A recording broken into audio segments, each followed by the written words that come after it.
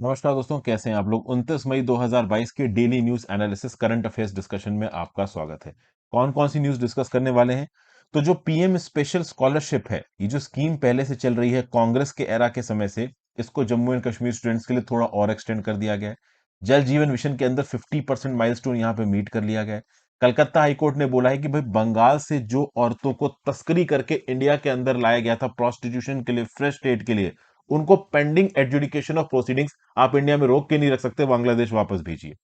फिर भाई जयशंकर साहब ने बोला है कि जो नॉर्थ ईस्ट नेबर्स हैं हमारे, जैसे बांग्लादेश, भूटान, म्यांमार, नेपाल, ये बहुत जरूरी है इंडिया के लिए, मोस्ट ट्रस्टेड पार्टनर्स हैं।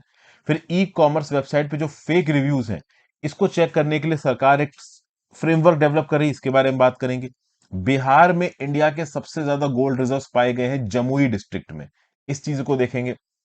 जयपुर सिटी के जो डेवलपमेंट हो रहा है, उस डेवलपमेंट एंड प्लान को यहां पे यूएन हैबिटेट ने क्रिटिसाइज किया है। कौन से बेसिस पे क्रिटिसाइज किया है, इसको देखेंगे।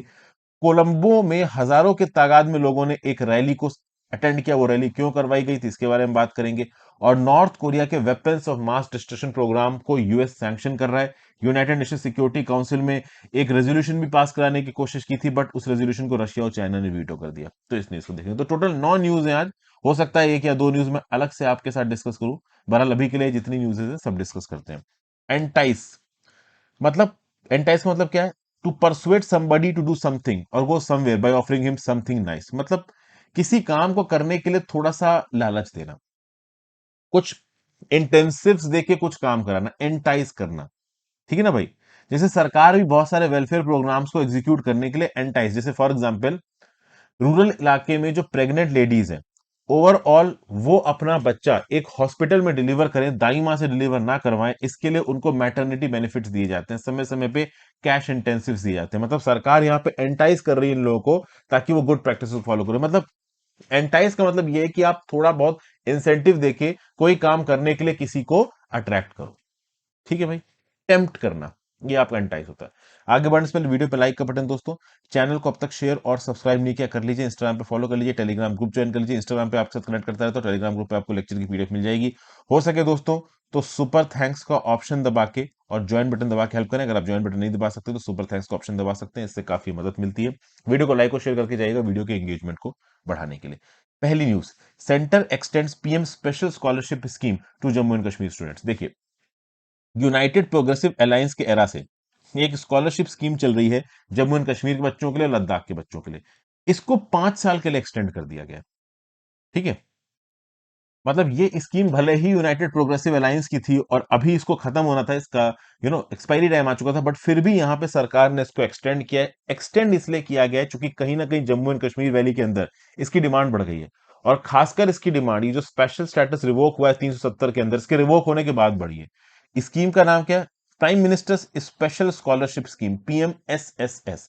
कांग्रेसलेस यूपीए गवर्नमेंट ने, यूनाइटेड प्रोग्रेसिव अलायंस की गवर्नमेंट ने 2011 में इसको शुरू किया था।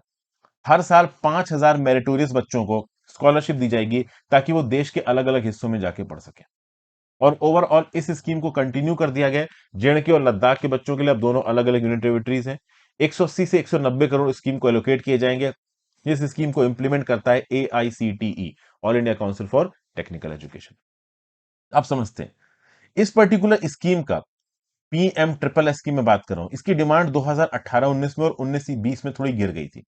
लेकिन आर्टिकल 370 को हटाने के बाद 2020-21 में और 2021-22 में इस स्कीम की डिमांड काफी हद तक बढ़ गई है। अब इस स्कीम को कैसे इंप्लीमेंट किया जाता है? हर साल 5,000 बच्चों को यहां पे मदद दी जाती है।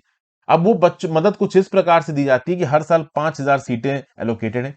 इसमें 4,500 सीटें जनरल एजुकेशन कोर्सेज के लिए हैं, जैसे बैचलर ऑफ आर्ट्स, कॉमर्स और साइंस के लिए। और 250 सीटें इंजीनियरिंग के लिए और 250 सीटें मेडिकल डिग्रीज के लिए। मतलब 5,000 सीटें यहाँ पे रिजर्व हैं। जनरल एजुकेशन कोर्सेज के लिए बच्चों को स्कॉलरशिप है 1.3 लाख की। इंजीनियरिंग के लिए स्कॉलरशिप है 2.25 लाख की। और मेडिकल डिग्रीज के लिए जो स्कॉलरशिप है वो है 4 लाख की। उसके साथ साथ 1 लाख की मेंटेनेंस फी मिलती है। ये मेंटेनेंस फी हॉस्टल और मेस चार्जेस को कवर करने के लिए जनरल एजुकेशन के बच्चों को मिलती है, इंजीनियरिंग को भी मिलती है, मेडिकल डिग्रीज को भी मिलती है। ठीक है भाई। अब आपको समझना पड़ेगा यहाँ पे, जनरल एजुकेशन कोर्सेज के लिए इस स्कॉलरशिप स्कीम की डिमांड कम है। ज्यादातर डिमांड है आपकी इंजीनियरिंग सीट्स के लिए और ओवरऑल आपकी मेडिकल डिग्रीज के लिए। तो ओवरऑल इन 5,000 सीटों में 250 इंजीनियरिंग के लिए, 250 मेडिकल के लिए, और बाकी 1500 जनरल कोर्सेज, मतलब बैचलर ऑफ आर्ट, कॉमर्स और साइंस। तो लोग जनरल कोर्सेज को कम प्रेफर कर रहे हैं, इंजीनियरिंग और मेडिकल कोर्सेज को ज्यादा प्रेफर कर रहे हैं। इसलिए सरकार क्या करती है कि अगर मान लो जनरल एजुकेशन कोटे वाली सीटें नहीं भरती हैं, तो हर 3 जनरल एजुकेशन सीटों पे एक मेडिकल सीट एलोकेट कर दी जाती है और 1.8 इंजीनियरिंग सीट्स। मतलब देखिए, 4,500 इंजीनियरिंग सीट्स हैं।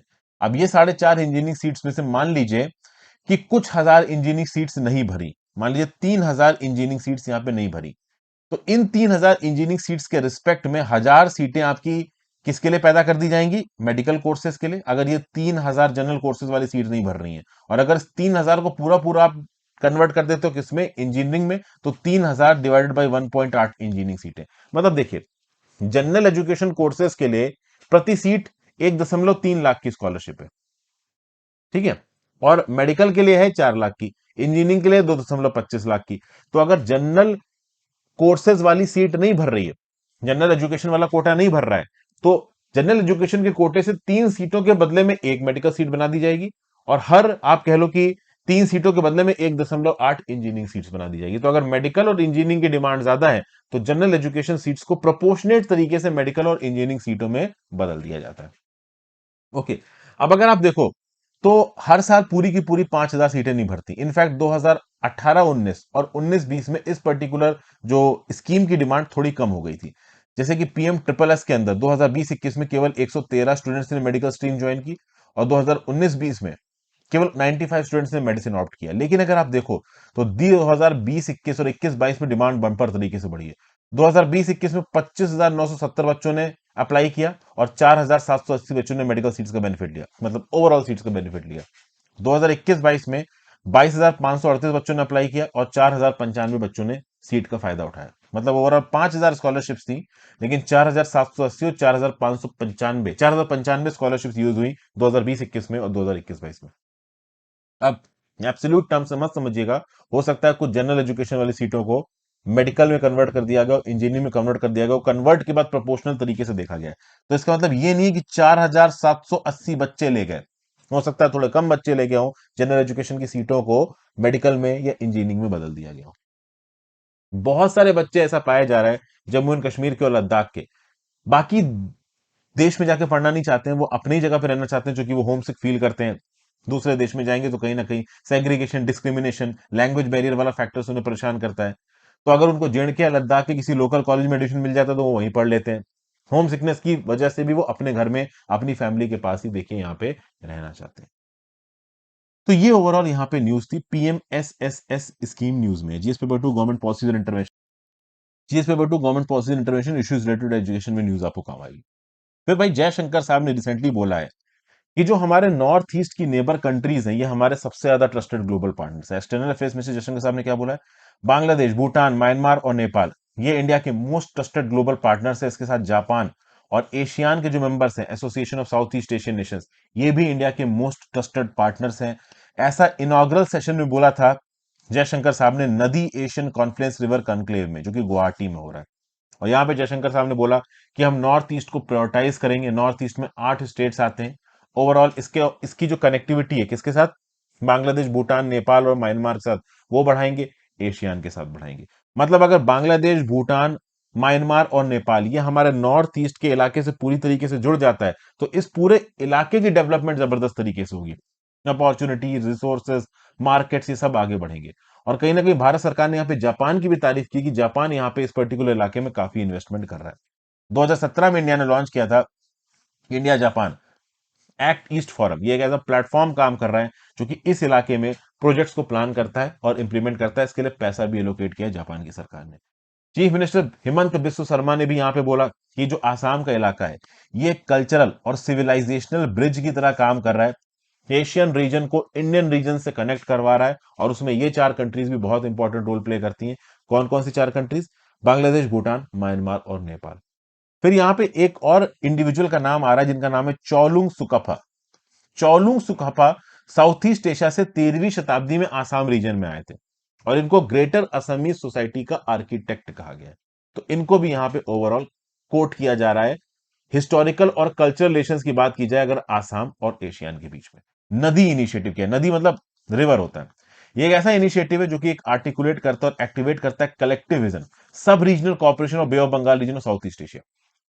साउथ ईस्ट एशिया में आ गया आपकी Asian countries, bay of Bengal region के नॉर्थ में आ गया आपका बांग्लादेश, भूटान, नेपाल, म्यांमार, उसके साथ हमारा पूरा नॉर्थ ईस्ट, वेस्ट बंगाल का इलाका, ये सब एक पूरा का पूरा कंसोलिडेटेड इलाके की तरह निकल के आ रहा है, जहां पे नदी इनिशिएटिव को इंप्लीमेंट किया जा रहा है ताकि इंडिया के नॉर्थ ईस्ट रीजन का ग्रोथ हो सके। और वो ग्रोथ इंडिविजुअल तरीके से नहीं होगा, वहां के जितने भी रीजनल पार्टनर्स हैं, दूसरी कंट्रीज हैं, उनके साथ मिला के होगा। जिस पेपर 2, इंडिया और नेबरहुड रिलेशन, गवर्नमेंट पॉलिसीज में न्यूज आपको काम आएगी। फिर भाई भारत सरकार ई कॉमर्स वेबसाइट के ऊपर एक फ्रेमवर्क बना रही है। देखिए क्या होता है कि ई कॉमर्स वेबसाइट में जब आप कोई सामान खरीदते हो तो देखो फिजिकली चेक करने का ऑप्शन आपके पास कम होता है।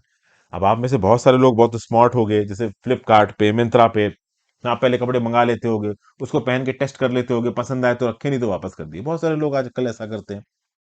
लेकिन फिर भी बहुत सी चीजें जिनको आप टेस्ट नहीं कर सकते हो, फॉर एग्जाम्पल इलेक्ट्रॉनिक आइटम, ठीक है ना, कोई फोन मंगाया, वॉशिंग मशीन मंगाई, इस तरीके के बहुत से आइटम्स होते हैं जिनको आप एकदम से वापस नहीं कर सकते, रिप्लेस कर सकते हो लेकिन।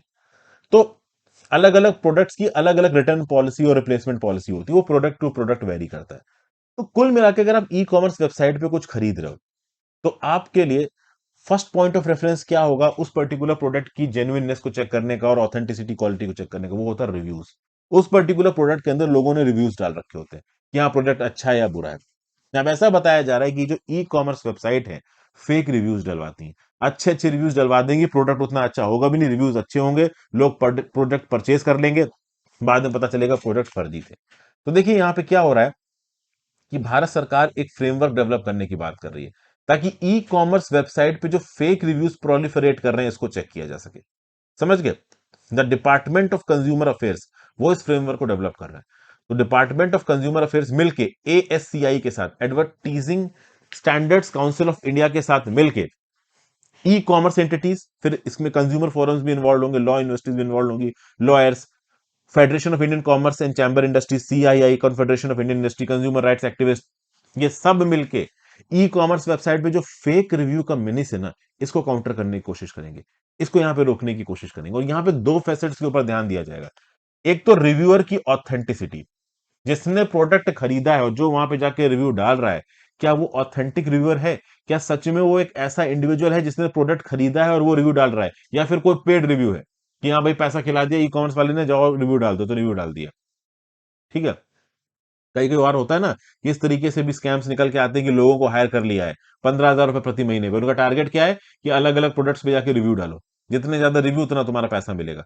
तो इस प्रकार की फेकनेस को चेक करना है, रिव्यूअर की ऑथेंटिसिटी को यहां पे चेक करना है। दूसरा, जो प्लेटफॉर्म, जो ई कॉमर्स प्लेटफॉर्म है, उसकी लायबिलिटी को चेक करना कि हाँ भाई अगर वो किसी प्रोडक्ट का रिव्यू आ रहा है तो क्या उस पर्टिकुलर वेबसाइट ने चेक किया कि हाँ भाई इस पर्टिकुलर इंडिविजुअल ने ही प्रोडक्ट खरीदा था इसलिए यहाँ पे रिव्यू पड़ा हुआ है, और कौन सी एल्गोरिदम के हिसाब से यहाँ पे रिव्यूज को डिस्प्ले किया जाता है। जैसे फॉर एग्जांपल आप किसी प्रोडक्ट पे पहुंचे ई कॉमर्स वेबसाइट पे, अब नीचे आपको रिव्यूज दिख रहे हैं, तो आप शुरू के 5-10 रिव्यूज पढ़ते हो, तो शुरू के 5-10 रिव्यूज अच्छे आएंगे बुरे आएंगे, ये कौन डिसाइड करेगा? उस वेबसाइट की एल्गोरिदम डिसाइड करेगी। और एल्गोरिदम कौन डिसाइड करेगा? वेबसाइट ओनर डिसाइड करेगा। तो वो तो यही चाहेगा ना कि प्रोडक्ट के नीचे सबसे पहले अच्छे रिव्यूज आए ताकि लोग ज्यादा खरीदें। तो इस हिसाब से जो प्लेटफॉर्म है जिसके ऊपर वो रिव्यू नजर आ रहे हैं, उसकी लायबिलिटी को भी अफिक्स करना, इन सब चीजों को यहां पे मॉनिटर किया जाएगा, फेक रिव्यूज को यहां पे मॉनिटर किया जाएगा। इसके लिए प्रॉपर फ्रेमवर्क बनाया जा रहा है और इस फ्रेमवर्क को डिपार्टमेंट ऑफ कंज्यूमर अफेयर्स और advertising standard council of India बना रहा है। इसके साथ और भी बहुत सारे लोग इन्वॉल्व हैं। पेड रिव्यूज के मिनट्स को रोकना, अनवेरिफिएबल रिव्यूज को हटाना, ये सब चीजें जरूरी हैं ताकि कंज्यूमर्स के सामने जेन्युइन रिव्यूज खरीदें पहुंचे, ताकि वो प्रॉपर तरीके से चीज खरीदनी है या नहीं खरीदना है इसका डिसीजन ले सके। जीएस पेपर 2 कंज्यूमर प्रोटेक्शन में न्यूज आपको काम आएगी। फिर भाई जयपुर सिटी की डेवलपमेंट को लेके यूएन हैबिटेट ने कुछ इश्यूज पॉइंट आउट किए। यूएन हैबिटेट ने बोला है कि भाई जयपुर सिटी में जो डेवलपमेंट हो रहा है तो उसमें कुछ मल्टी हजार्ड वल्नरेबिलिटीज है। जयपुर के अंदर बहुत हद तक सिटी स्प्रॉल कर रही है, आउटस्कर्ट्स में फैल रही है, अर्बन स्प्रॉल तगड़ा है, इसके चलते अर्बन मोबिलिटी थोड़ी कमजोर हो गई है। आउटस्कर्ट्स के जो इलाके हैं जयपुर के, उसकी कनेक्टिविटी जयपुर के मेन इलाकों से थोड़ी कम है, और जयपुर के मेन इलाकों में भी जो कंजेशन है पब्लिक ट्रांसपोर्ट में वो बहुत ज्यादा है।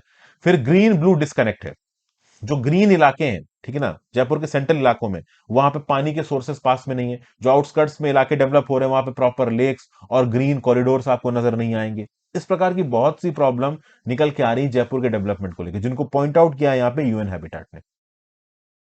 राजस्थान की कैपिटल को एक हाई सस्टेनेबिलिटी रेटिंग मिली है, ओके, लेकिन सिटी के एक्सपेंशन को लेकर यूनाइटेड नेशंस हैबिटेट यहां पे कुछ गड़बड़ चीजें बता रहा है। जैसे फॉर एग्जांपल अगर आप देखो तो जो सस्टेनेबल अर्बन प्लानिंग और मैनेजमेंट कंपोनेंट है जयपुर का, इसको किसने डिसाइड किया? तो जयपुर डेवलपमेंट अथॉरिटी ने, जयपुर ग्रेटर म्युनिसिपल कॉर्पोरेशन ने। अब ओवरऑल जब यहां पे इसके सस्टेनेबिलिटी पे क्वेश्चन किया गया, मतलब एनालिसिस किया गया, तो जो अर्बन सस्टेनेबिलिटी असेसमेंट फ्रेमवर्क है ना, वहां पे 3 की रेटिंग दी गई। किसको? जयपुर को। 131 पैरामीटर्स में से 87 पैरामीटर्स चेक किए गए, जिसमें भाई green cover, biodiversity, quality of life for citizen, ये सब चेक किए गए। ग्लोबल इन्वायरमेंट फैसिलिटी 6, ये एक फंडिंग प्लेटफॉर्म है। इस पर्टिकुलर प्लेटफॉर्म से जयपुर के डेवलपमेंट के लिए पैसा भी आया है। तो ग्लोबल इन्वायरमेंट फैसिलिटी से पैसा आया है, तो जयपुर सिटी के डेवलपमेंट में किस हद तक कार्बन सिक्विस्ट्रेशन के ऊपर ध्यान दिया जा रहा है, कार्बन को नलीफाई करने के ऊपर, न्यूट्रलाइज करने के ऊपर ध्यान दिया जा रहा है, जिसका टेक्निकल वर्ड होता है कार्बन सिक्वेस्ट्रेशन, वो कितना कर पा रहा है, इसको भी यहां पे एसेस किया गया है यूएन हैबिटेट के द्वारा। और कुछ चीजें पॉइंट आउट की जा रही है, जैसे फॉर एग्जांपल जयपुर सिटी का आउटस्कर्ट्स लगातार फैलता जा रहा है। तो इससे क्या हो रहा है कि आउटस्कर्ट्स के इलाकों का जो कनेक्शन है सेंट्रल इलाकों से, वो थोड़ा कम है। पब्लिक ट्रांसपोर्ट सिस्टम उतना एफिशिएंट नहीं है। पुअर रूट डिलीनिएशन है। अलग अलग ट्रांसपोर्ट के जो मैकेनिज्म अवेलेबल है वो कम है। मतलब सफिशिएंट अमाउंट ऑफ बसेस और टेम्पूज वगैरह नहीं चलते हैं। फिर जयपुर के वॉल्ड सिटी के अंदर जो 800 कुएं हैं वो सूख चुके हैं। तो यहाँ पे रेन वाटर हार्वेस्टिंग स्ट्रक्चर में इनको बदलने की जरूरत है, ताकि जयपुर के नीचे जो ग्राउंड वाटर के एक्विफायर्स हैं उनको हम रिचार्ज कर सकें। फिर जब फ्लड्स, जयपुर एक ऐसी जगह है जहां पे एकदम से ड्रॉट आ जाता है, ठीक है ना, बिल्कुल ही गर्मी के समय पे पानी की कमी होती है यहाँ पे। और जब मानसून का समय आता है तब जयपुर में इतनी बारिश होती है कि वहां पे फ्लड्स आ जाते हैं। तो ओवरऑल जब एक्सेस बारिश हो तो ग्राउंड वाटर के एक्विफायर्स को रिचार्ज किया जाए और सस्टेनेबल तरीके से गर्मी के समय पे उस पानी को इस्तेमाल किया जाए। इस रिस्पेक्ट में जयपुर प्रॉपर तरीके से प्लान नहीं कर पा रहा है। फिर जयपुर के अंदर जो ग्रीनरी है, वो central park, Ram Niwas garden, deer park, golf club, ये सब जेंटल जयपुर के सेंट्रलाइज्ड इलाकों में, जो आउटस्कर्ट्स के इलाकों में, वहां पे भी कुछ ग्रीनरी लगाने की जरूरत है। फिर जयपुर के डेवलपमेंट में नेटिव जो प्लांट्स हैं, ट्रीज हैं, इंडिजीनियस, ब्रॉड लीव्ड और टैप रूट ट्रीज, जो कि जयपुर में नेटिव है, उनको इस्तेमाल करने की जरूरत है। ज्यादातर ये देखा जाता है कि जब भी अर्बन कॉलोनीज को डेवलप किया जा रहा हो ना, तो वहां पे एक्सोटिक स्पेशीज को प्लांट किया जाता है। एक्सोटिक स्पेशीज जो कि हम बाहर से लेके आए, वहां के नेटिव नहीं है। ये सही नहीं होगा। नेटिव स्पेशीज ओवरऑल सस्टेनेबल तरीके से ग्रो करती हैं। एक्सोटिक स्पेशीज लोकल बायोडाइवर्सिटी को तबाह कर देती हैं। इसलिए जयपुर में एक्सोटिक यानी बाहर की वेजिटेशन को लगाने के बजाय जो कभी कभी इन्वेजिव एलियन स्पेशीज में भी कन्वर्ट हो जाती है, बेटर ये रहेगा कि जो इंडिजीनियस ब्रॉड लीव और टैप रूट ट्रीज है जयपुर के, उनको इस्तेमाल किया जाए ग्रीन कवर को डेवलप करने में। ये सब व्यू पॉइंट किसने दिए हैं? यूएन हैबिटेट ने दिए। यूएन हैबिटेट की बात की जाए तो फुल फॉर्म है United Nations Human Settlement Programme. United Nations की एजेंसी है, ह्यूमन सेटलमेंट और सस्टेनेबल अर्बन डेवलपमेंट की बात करती है। 1978 में इसको बनाया गया था। First UN conference on human settlements in sustainable urban development के समय पे जो हुआ था वैंकूवर कनाडा 1976 में। यूनाइटेड नेशन जनरल असेंबली ने यूएन हैबिटेट को मैंडेट दे रखा है कि आप सोशली और इन्वायरमेंटली सस्टेनेबल टाउन्स और सिटीज को डेवलप कर सकते हो पूरी दुनिया में। और ओवरऑल इसकी रिकमेंडेशन के हिसाब से जीईएफ और बहुत सारे सोर्सेस से फंडिंग जाती है किसी पर्टिकुलर जगह को। जो यूएन हैबिटेट का मैंडेट है वो हैबिटेट एजेंडा से आता है, और उस हैबिटेट एजेंडा को United Nations conference on human settlement habitat 2 में डिसाइड किया गया था इस्तांबुल टर्की में 1996 में। ये जो यूएन हैबिटेट है वो यूनाइटेड नेशंस जनरल असेंबली को रिपोर्ट करता है। एक इंटर गवर्नमेंटल पॉलिसी मेकिंग और डिसीजन मेकिंग बॉडी है। और ओवरऑल ये जो भी गाइडलाइंस देता है उसके हिसाब से दुनिया भर की सिटीज को फंडिंग जाती है। तो सरकार भी यूएन हैबिटेट की गाइडलाइंस पे ध्यान देती है। जिस पेपर 2 में आपको पर्टिकुलर न्यूज काम आएगी। फिर भाई जल जीवन मिशन ने 50% माइलस्टोन कंप्लीट कर लिया। प्रधानमंत्री मोदी जी का विजन जो था कि भाई हर गांव के घर में हम सेफ ड्रिंकिंग वाटर टैप के माध्यम से पहुंचाएंगे, इसमें हम 50% आप कह लो टारगेट अचीव कर चुके। मतलब हमारे रूरल इलाकों में 50% घरों में आप कह सकते हो पानी टैप के थ्रू पहुंच चुका है। देखिए जब इस स्कीम को शुरू किया गया था, जल जीवन मिशन को लॉन्च किया गया था 2019 में, उस समय पे पूरे देश में 3.23 करोड़ हाउस होल्ड थे, जो कि रूरल हाउस होल्ड का 17% थे, जहां पे घरों में टैप के थ्रू पानी पहुंचता था। और इसके चलते होता यह था कि वो घर जहां पे टैप के थ्रू पानी नहीं पहुंच रहा है, वहां पे वुमेन को बाहर निकलना पड़ता था घड़ा और बाल्टी लेके, और पानी को भर के लेके आना पड़ता था। और गर्मियों के समय पे मल्टीपल ट्रिप्स मारनी पड़ती थी क्योंकि पानी जल्दी यूज हो जाता था। तो इसके चलते ये लड़कियां स्कूल नहीं जा पाती थी पढ़ने वगैरह के लिए। तो इस रिस्पेक्ट में हमारी सरकार ने टारगेट बनाया था कि भाई हम जल जीवन मिशन के अंदर हर गांव के घर के अंदर टैप वाटर पहुंचाएंगे। तो 17% से 50% हम पहुंच चुके हैं, 50% अभी भी बाकी है। और आप कह सकते हो महात्मा गांधी जी के ग्राम स्वराज्य के नारे के साथ ये मैच करता है। इस जल जीवन मिशन के अंदर पंचायती राज इंस्टीट्यूशंस और कम्युनिटीज को टैप किया है ताकि वो वाटर सप्लाई स्कीम्स को घर घर तक पहुंचाएं। ओके, अभी के लिए 9.59 रूरल हाउस होल्ड्स हैं पूरे देश में जहां पे टैप के थ्रू पानी पहुंच रहा है उनके घर के अंदर। और इससे एक बहुत अच्छी चीज हुई है कि भाई वो जो वुमेन है जिनको पता नहीं कितने किलोमीटर चल के जाना पड़ता था जाड़े में, बर्फ में, गर्मी में पानी भरने के लिए, अब उनको नहीं जाना पड़ता। तो उनके पास जो टाइम बचता है उसको वो स्कूल वगैरह जाने में इस्तेमाल कर लेती हैं। ये जो हर घर जल फ्लैगशिप प्रोग्राम है ना यूनियन गवर्नमेंट का, ये जल जीवन मिशन के अंदर ही इंप्लीमेंट किया गया है। जल जीवन मिशन किसका है? मिनिस्ट्री ऑफ जल शक्ति का है। इसके अंदर जल जीवन मिशन के अंदर जो प्लान है हर घर जल, इसका ही टारगेट है कि भाई हर स्टेट यूनियन टेरिटरी में रूरल इलाकों में आप टैप वाटर पहुंचाओ। तो 50% में पहुंच गया है। और बाकियों में जब हम पहुंचाएंगे तो वो जो वुमेन है, वो जो लड़कियां हैं जिनको पानी भरने के लिए जाना पड़ता है बाहर, उनको नहीं जाना पड़ेगा, वो स्कूल वगैरह जा सकेंगे। एज ऑफ 27 मई 2022 ऐसा बताया जा रहा है कि 108 डिस्ट्रिक्ट्स, 1222 ब्लॉक्स, 71,667 ग्राम पंचायत, 151,171 1,51,171 विलेजेस में हर घर जल के थ्रू रूरल हाउस होल्ड में टैप के थ्रू ड्रिंकिंग वाटर पहुंच चुका है। और चूंकि इस साल मनाया जा रहा है आजादी का अमृत महोत्सव, 75 साल हो चुके हैं हमारी आजादी के, तो इस रिस्पेक्ट में जो पूरे देश की ग्राम सभा है उनको यह बोला गया है कि आप वॉश प्रबुद्ध गांव के प्रिंसिपल को पूरा करो। वॉश मतलब वाटर सैनिटेशन और हाइजीन, मतलब हर गांव के अंदर वॉश की जो फैसिलिटी है अवेलेबल होनी चाहिए। वाटर सैनिटेशन और हाइजीन, इसके बारे में लोगों के अंदर अवेयरनेस होनी चाहिए। और जो पंचायती राज समितिज हैं, जो ग्राम सभा है, वो कोशिश करेंगी कि वॉश की जो आप कह लो सुविधाएं हैं वो हर गांव तक पहुंचे। तो आप कहते हो universal, affordable and sustainable access to वॉश मतलब वाटर सैनिटेशन एंड हाइजीन, ये हर गांव में पहुंचना चाहिए। और आप कह सकते हो कि जो सस्टेनेबल डेवलपमेंट गोल 6 है यूनाइटेड नेशन डेवलपमेंट प्रोग्राम का, उसका भी आप कह सकते हो एक बड़ा टारगेट हम अचीव कर सकते हैं इस वॉश प्रभुत्व गांव के इनिशिएटिव के थ्रू। इससे पहले जो हमारे प्रधानमंत्री मोदी जी हैं, वो समय समय पे सरपंचों के साथ, पानी समितियों के साथ, गांव की ग्राम सभा के साथ वर्चुअली इंगेज करते हैं, उनको बताते हैं कि भाई आप ऐसा ऐसा कर सकते हो, जल्दी से जल्दी जल जीवन मिशन को इंप्लीमेंट करो। ग्राउंड लेवल पे ग्राम सभा पंचों को रिस्पॉन्सिबल ठहराएं अपनी एक्टिविटी को पूरा करने के लिए।